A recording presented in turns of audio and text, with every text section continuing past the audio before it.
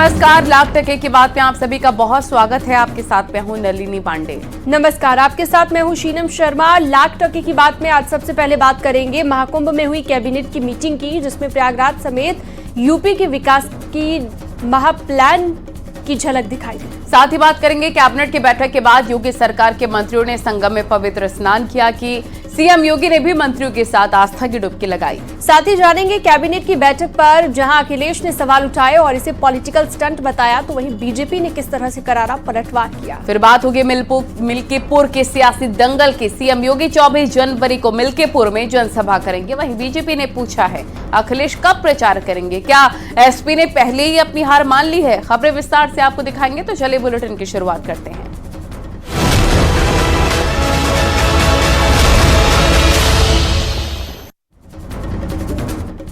महाकुंभ में बुधवार को एक और इतिहास रच दिया गया। पूरी सरकार प्रयागराज पहुंची, कैबिनेट की बैठक हुई और फिर सरकार के सभी मंत्री संगम के लिए रवाना हो गए। प्रयागराज महाकुंभ में योगी कैबिनेट की बैठक हुई, जिसमें कई महत्वपूर्ण फैसले लिए गए। इसमें एससीआर की तरह ही प्रयागराज और चित्रकूट को मिलाकर नया डेवलपमेंट रीजन बनाने को मंजूरी दी गई है। वहीं वाराणसी विद डेवलपमेंट रीजन के बारे में भी चर्चा की गई। इसके अलावा बागपत, हाथरस, कासगंज में पीपीपी मोड पर मेडिकल कॉलेज बनेगा। प्रयागराज, वाराणसी, आगरा के लिए म्युनिसिपल बॉन्ड और विद एक्सप्रेस वे का भी प्रस्ताव मंजूर कर लिया गया। नई एरोस्पेस डिफेंस पॉलिसी को मंजूरी दी गई है। साथ ही सीएम योगी ने कहा कि प्रयागराज महाकुंभ वैश्विक मंच पर छा रहा है। अब तक 9.5 करोड़ श्रद्धालुओं ने स्नान कर लिया। इसी पर देखिए हमारी खास रिपोर्ट।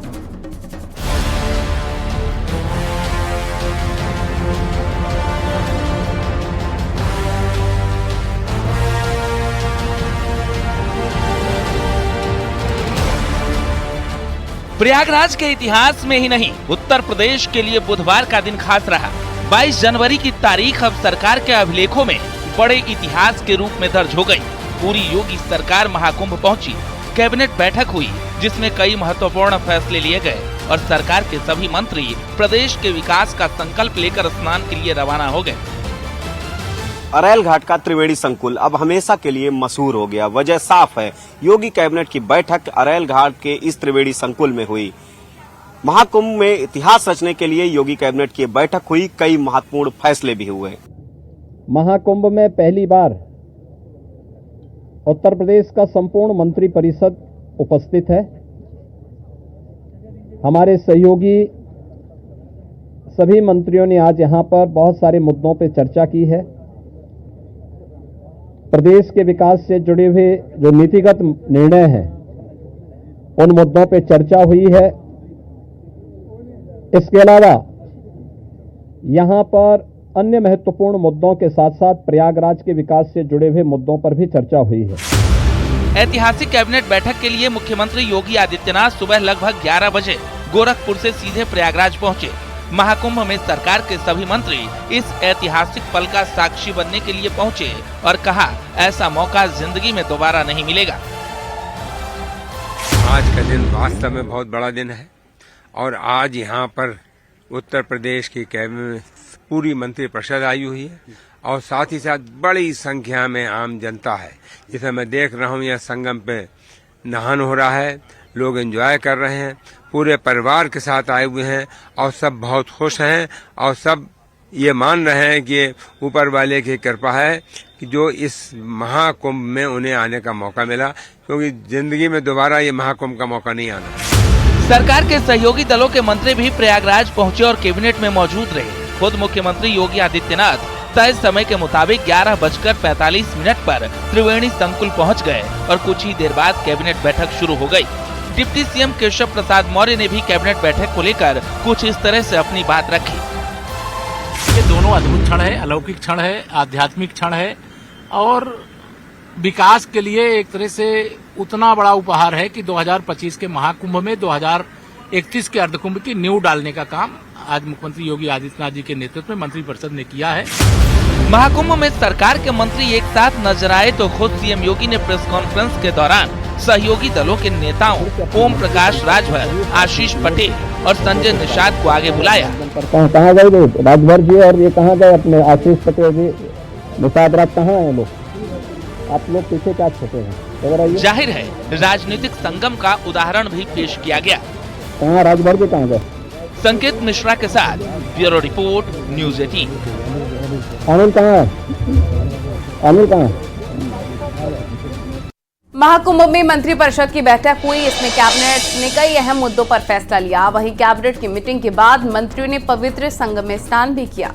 सीएम योगी ने भी मंत्रियों के साथ पवित्र जल में डुबकी लगाई और इसके बाद सीएम योगी ने मां गंगा की पूजा आरती की और फिर मंत्रियों के साथ सीएम योगी ने भोजन भी किया। एक रिपोर्ट आपको दिखाते हैं।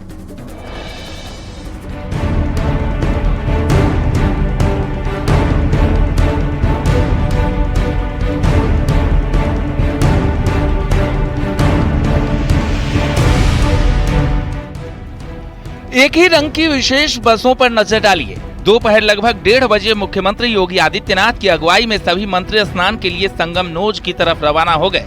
पहली गाड़ी में मुख्यमंत्री योगी आगे की सीट पर नजर आए तो पीछे की दूसरी गाड़ी में मंत्री असीम अरुण और जेपीएस राठौर अभिवादन करते दिखे। कड़ी सुरक्षा के बीच सरकार बसों के जरिए संगम में स्नान के लिए रवाना हुई। मुख्यमंत्री योगी आदित्यनाथ की बस सबसे आगे चल रही थी। उनके पीछे मंत्रियों की बसें चल रही थी। संगम तट पर स्नान के लिए ये बसें जा रही थी। मुख्यमंत्री योगी आदित्यनाथ के साथ में मंत्रियों ने स्नान किया। ये तस्वीरें इतिहास रच गई। बसों का काफिला कुछ ही देर के बाद संगम नोज पहुंच गया। न्यूज 18 का कैमरा लगातार साथ चलता रहा। अब जो तस्वीर आपके सामने है उसमें देखिए कैसे पूरी सरकार मिनी क्रूज पर सवार है। मुख्यमंत्री योगी से लेकर सरकार के सभी मंत्री बीच धारा में पक्षियों को दाने डाल रहे हैं और साइबेरियन पक्षी भी इस पल में अटखेलियां कर रहे हैं। ये तस्वीरें भी महाकुंभ के लिए एक नया अध्याय लिख चुकी हैं। नदी की बीच धारा के बीच सरकार की बोट फ्लीट और बार बार छोटे स्टीमर से सुरक्षा कर्मी भी अलर्ट मोड पर हैं। कुछ ही देर में पूरी सरकार उस जगह पर पहुंच गई जहां स्नान का प्लान था। आज उत्तर प्रदेश सरकार की कैबिनेट महाकुंभ परिक्षेत्र में संपन्न हुई है। प्रदेश के समेकित विकास के साथ साथ प्रयागराज में 2025 में महाकुंभ जो संपन्न हो रहा है, 2031 में अर्धकुंभ की तैयारियां अभी से प्रारंभ कर दी हैं।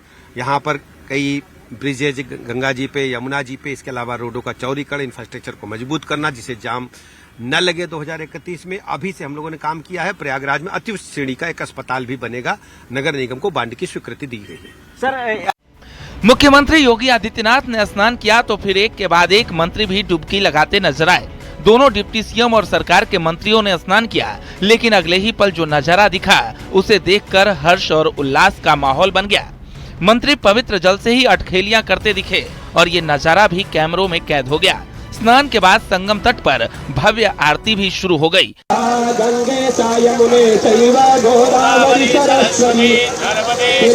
मंत्रोच्चारण के साथ आरती का ये माहौल पूरी तरह से महाकुंभ की भक्ति में तब्दील हो गया।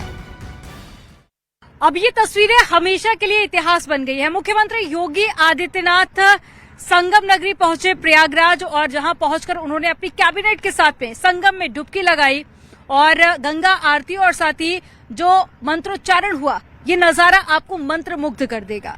मुख्यमंत्री योगी आदित्यनाथ ने महाकुंभ के जरिए एक लकीर खींच दी है और दूर दूर से श्रद्धालु यहां पर पहुंच रहे हैं। हालांकि मुख्यमंत्री योगी आदित्यनाथ यहां पर पहुंचे, लेकिन आम श्रद्धालुओं को किसी भी तरह की कोई भी परेशानी नहीं हुई।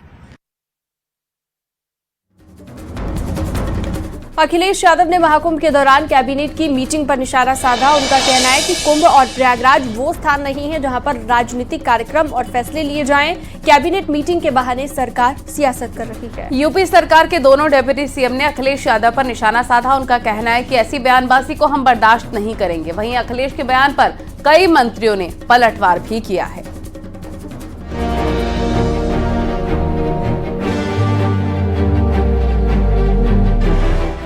महाकुंभ में हुई योगी कैबिनेट की बैठक में कई अहम मुद्दों पर फैसला लिया गया। वहीं कैबिनेट की मीटिंग के बाद मंत्रियों ने पवित्र संगम में स्नान किया। मुख्यमंत्री योगी ने भी मंत्रियों के साथ पवित्र जल में डुबकी लगाई। इसके बाद सीएम योगी ने मां गंगा की पूजा की और फिर मंत्रियों के साथ मुख्यमंत्री ने भोजन भी किया। कैबिनेट बैठक के बाद हुई प्रेस कॉन्फ्रेंस के दौरान मुख्यमंत्री योगी ने सहयोगी दलों के मंत्रियों को आगे बुलाया। मुख्यमंत्री योगी ने निषाद राज का जिक्र करते हुए कहा कि ये प्रभु की ही कृपा है कि 500 सालों बाद अयोध्या में प्रभु विराजमान हुए थे। आज प्रयागराज में कैबिनेट बैठक हुई है। कहाँ गए राजभर जी और ये कहाँ गए अपने आशीष पटेल जी, निषाद राज कहाँ है लोग? आप लोग पीछे क्या छुपे हुए? इधर आइए।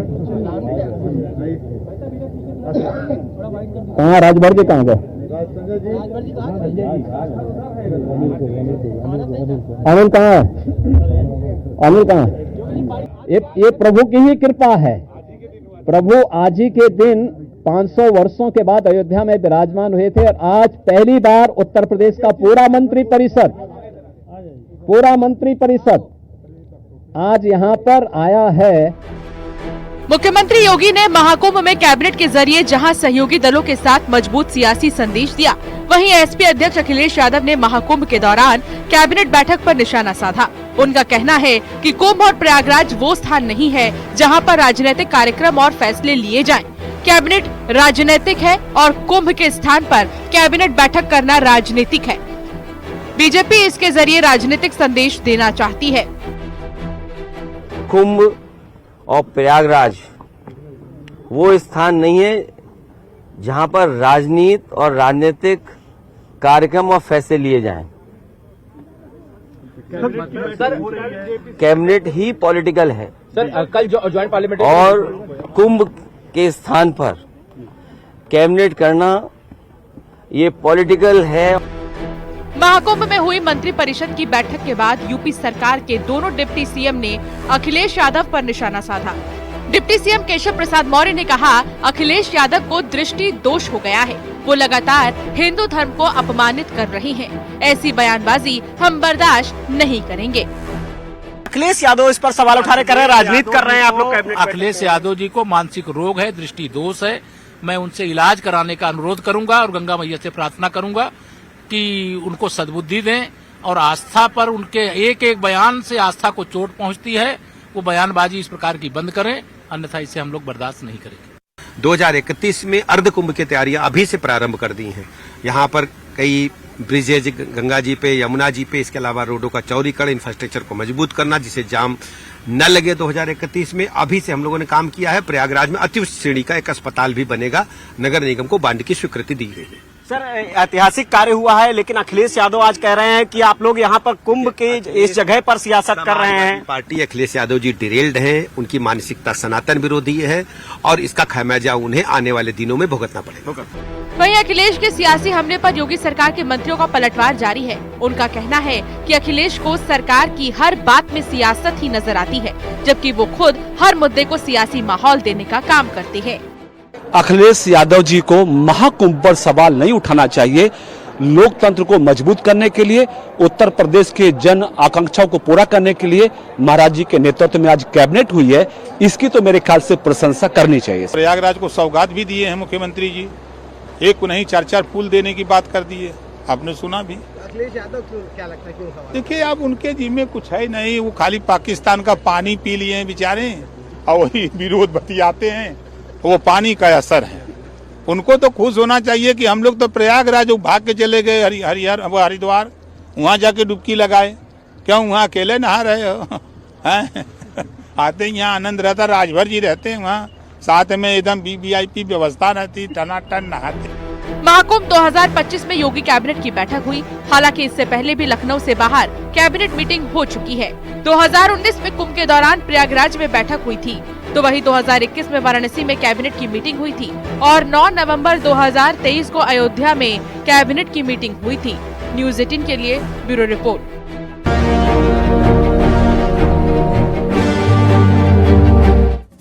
अभिनेता अनुपम खेर भी कल कुंभ स्नान करने पहुंचे थे। उन्होंने व्यवस्थाओं को लेकर सरकार की काफी तारीफ की। इस दौरान वो भक्ति भाव में लीन नजर आए। अनुपम खेर स्वामी अवधेशानंद गिरी जी महाराज के शिविर में भी गए, वहां उनसे आशीर्वाद भी लिया है। अनुपम खेर ने बाकी साधु संतों का भी आशीर्वाद लिया। कुंभ की व्यवस्था को लेकर अनुपम खेर ने योगी सरकार की काफी तारीफ की है। अनुपम खेर ने कहा कि वो दुनिया के बड़े से बड़े होटल में रुके हैं, लेकिन इतने भव्य इंतजाम शायद ही उन्होंने कभी देखे हों। केवल 35 दिन में बसे नगर को देखकर अद्भुत अनुभव उन्हें मिला है। अनुपम खेर ने इस आयोजन के लिए सीएम योगी का आभार भी जताया।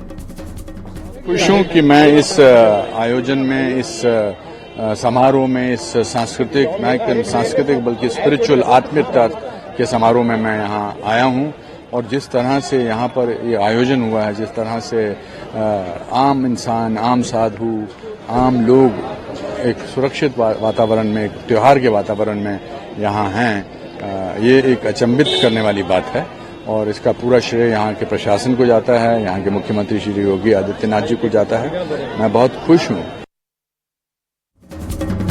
मिल्कीपुर में बीजेपी ने प्रचार के लिए पूरी ताकत झोंक दी है। वहीं अब सीएम योगी आदित्यनाथ 24 जनवरी को मिल्कीपुर में जनसभा करेंगे और एसपी ने भी स्टार प्रचारकों की लिस्ट जारी की है, जिसमें अखिलेश यादव टॉप पर है। अखिलेश की हालांकि प्रचार की तारीख अभी तय नहीं हुई है। ऐसे में 24 जनवरी को योगी प्रचार में जुटेंगे। सवाल यह है कि अखिलेश यादव कब मिल्कीपुर का रुख करेंगे। देखिए ये रिपोर्ट।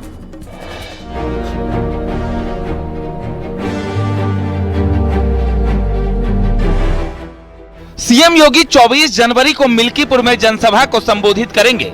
हैरिंगटनगंज के पलिया चौराहे पर होगी। उपचुनाव की तारीखों का ऐलान होने के बाद ये सीएम योगी की मिल्कीपुर में पहली जनसभा होगी। जनसभा का संयोजन पूर्व विधायक गोरखनाथ बाबा को सौंपा गया है। मिल्कीपुर के रण में ब्राह्मण वोट को साधने के लिए बीजेपी के पूर्व विधायक खब्बू तिवारी भी प्रचार में जुटे हैं। कार्यकर्ता और नेताओं के साथ वो बीजेपी के समर्थन में वोट करने की लोगों से अपील कर रहे हैं। बीजेपी ने चंद्रभानु पासवान को अपना प्रत्याशी बनाया है। मिल्कीपुर के दंगल के लिए समाजवादी पार्टी ने स्टार प्रचारकों की लिस्ट जारी कर दी है। अखिलेश यादव इस लिस्ट में पहले नंबर पर हैं। चुनाव की घोषणा से पहले अखिलेश मिल्कीपुर पहुंचे थे। वहीं सीएम योगी लोकसभा चुनाव में अयोध्या सीट हारने के बाद से 6 बार अयोध्या का दौरा कर चुके हैं। 24 जनवरी को योगी फिर से मिल्कीपुर में प्रचार करने पहुँच रहे हैं। ऐसे में सवाल ये है कि अखिलेश यादव कब मिल्कीपुर का रुख करेंगे। मिल्कीपुर का इकलौता चुनाव है। भारतीय जनता पार्टी ने अपनी पुलिस आगे कर दी है। एसओसीओ को निर्देश दे दिए हैं। डीएम एसपी पूरा इशारे पे लखनऊ के चल रहे हैं। वहां की आम जनता कह रही है, आम लोग, और आप भी जब गए होंगे, आपके सहयोगी गए होंगे, तो वो यही कह रही है जनता कि निष्पक्ष चुनाव होगा तो ऐतिहासिक जीत समाजवादी पार्टी की होने जा रही है।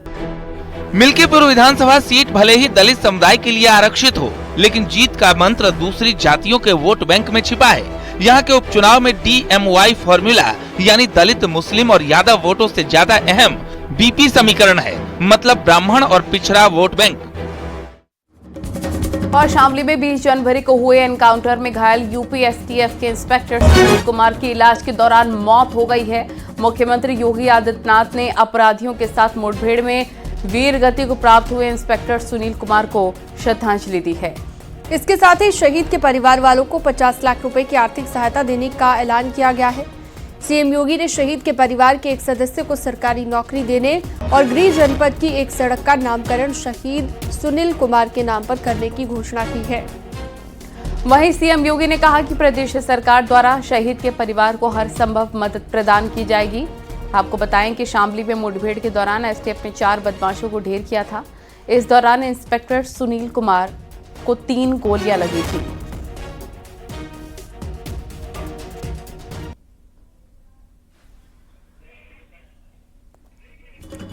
और अभी रुकते एक छोटे से ब्रेक के लिए, लेकिन न्यूज़ 18 पर खबरों का सिलसिला लगातार जारी है।